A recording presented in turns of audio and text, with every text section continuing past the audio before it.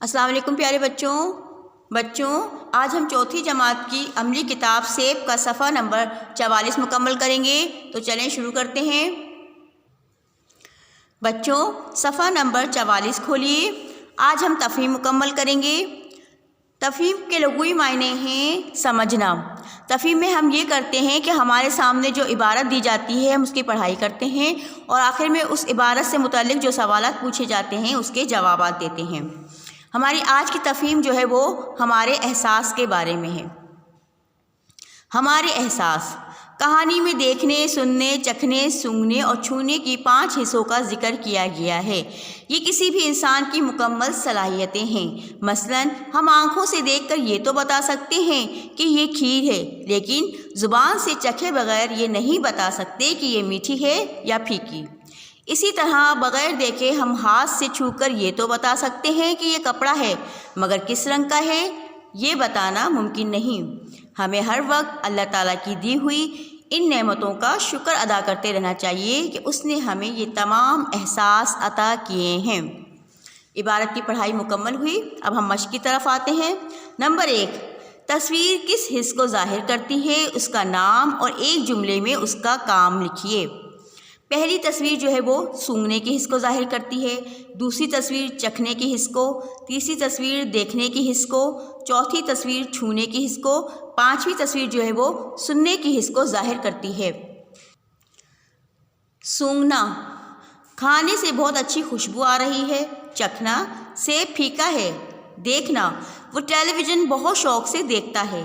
چھونا، ریت بہت باریک ہوتی ہے۔ سننا، میرا بھائی اونچا سنتا ہے۔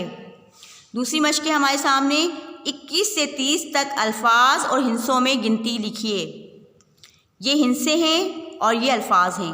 21، 22، 23، 24، 25، 26، 27، 28، 29 اور 30۔ بچوں اس طرح صفحہ نمبر 44 مکمل ہوا۔ بچوں اب ہم چوتھی جماعت کی درسی کتاب سیب کے صفحات 63 اور 64 بھی مکمل کریں گے۔ بچوں صفحہ نمبر 63 کھولیے۔ مشق ہے ہمارے سامنے، صحیح یا غلط کے نشان لگائیے۔ پہلا جملہ ہے نابینا افراد ایک ساتھ نہیں رہتے تھے، غلط۔ نمبر 2، وہ چکھ کر کھانوں کے نام بتا سکتے تھے، صحیح۔ نمبر 3، انہوں نے ہاتھی کا نام نہیں سنا تھا، غلط۔ نمبر 4، وہ آپس میں بحث کر رہے تھے، صحیح۔ نمبر 5، شہزادے نے انہیں محل سے نکال دیا، غلط۔ اگلی مشق ہے بتائیے کس حص کا تعلق جسم کے کس حصے سے ہے؟ چھونے کے حص کا تعلق ہاتھ سے ہے، سونگھنے کے حص کا تعلق ناک سے ہے، چکھنے کے حص کا تعلق زبان سے ہے، سننے کے حص کا تعلق کان سے ہے، دیکھنے کے حص کا تعلق آنکھ سے ہے۔ اس طرح آپ کا صفحہ نمبر 63 مکمل ہوا۔ بچوں صفحہ نمبر 64 کھولیے۔ قواعد، حروف عطف، ایسے حروف جو 2 کلموں یا 2 جملوں کو ملانے کا کام کریں ان کو حروف عطف کہتے ہیں۔ یعنی کہ ایسے حروف جو 2 لفظوں یا 2 جملوں کو ملانے کا کام کریں ان کو ہم کیا کہیں گے؟ حروف عطف۔ جیسے اور واو بھی آتا ہے اور پھر وغیرہ۔ مثلاً احمد اور زارا۔ اب آپ یہ دیکھیں کہ 2 ناموں کو یا 2 لفظ سمجھ لیں آپ ایک طرح سے، ان دونوں کو ملانے کے لیے ہم نے اور کا استعمال کرا ہے۔ اسی طرح سے صبح و شام، اس میں ہم نے واو کا استعمال کرا ہے تو 2 لفظ آپس میں ملے ہیں۔ حامد نے ناشتہ کیا پھر اسکول چلا گیا، تو یہاں پر 2 جملے جو ہیں وہ آپس میں ملائے جا رہے ہیں۔ جملوں میں حروف عطف اور واو پھر لگائیے۔ پہلا جملہ ہے کامران صبح ڈیش شام محنت کرتا ہے، یہاں بیچ میں جو ہے وہ واو آئے گا تو یہ بن جائے گا صبح و شام۔ کامران صبح و شام محنت کرتا ہے۔ دوسرا جملہ ہے ڈاکیا آیا ڈیش خط دے کر چلا گیا، یہاں پر جو ہے وہ 2 جملے آپس میں ملائے جا رہے ہیں تو یہاں پر اور آئے گا، ڈاکیا آیا اور خط دے کے چلا گیا۔ تیسرا جملہ ہے پہلے کھانا کھاؤ ڈیش باہر جانا، یہاں ہمیں 2 جملوں کو آپس میں ملانا ہے تو یہاں پر بیچ میں جو ہے وہ پھر آئے گا، یعنی پہلے کھانا کھاؤ پھر باہر جانا۔ چوتھا جملہ ہے پاکستان ڈیش سری لنکا کا میچ کل ہوگا. یہاں پر جو ہے دو ناموں کو ملایا جا رہا ہے تو یہاں پر ہم اور کا استعمال کریں گے. پاکستان اور سری لنکا کا میچ کل ہوگا.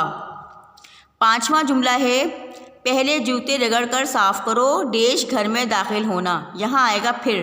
پہلے جوتے رگڑ کر صاف کرو پھر گھر میں داخل ہونا. چھٹا جملہ ہے استاد ڈیش شاگردوں نے مل کر کھیل کا میدان صاف کیا. یہاں آئے گا اور. استاد اور شاگردوں نے مل کر کھیل کا میدان صاف کیا. بچوں اس طرح آپ کا صفحہ نمبر 64 بھی مکمل ہوا. اب آپ کا ہوم ورک یہ ہے کہ آپ نے جو ہے وہ جس طرح سے آپ کو ہدایت دی جا رہی ہے اس کے مطابق آپ نے جملے تبدیل کرنے ہیں. ٹھیک ہے. اور یہ ہوم ورک جو ہے وہ آپ نے اردو کی رف کاپی پر کرنا ہے. میں آپ کو سمجھاتی ہوں. پہلا جملہ ہے فرح سو رہی ہے. اس جملے کو آپ نے کس میں تبدیل کرنا ہے؟ سوالیہ میں. دوسرا جملہ ہے کیا تم نے اسکول کا کام ختم کر لیا. اس جملے کو آپ نے بیانیہ میں یا اقراریہ میں تبدیل کرنا ہے. تیسرا جملہ ہے میچ ختم کر دیا گیا. اس جملے کو آپ نے سوالیہ میں تبدیل کرنا ہے. چوتھا جملہ ہے میں تم سے ناراض نہیں ہوں. اس جملے کو آپ نے بیانیہ یا اقراریہ میں تبدیل کرنا ہے. پانچواں جملہ ہے بارش کا موسم تھا. اس جملے کو آپ نے انکاریہ میں تبدیل کرنا ہے. ٹھیک ہے بچوں.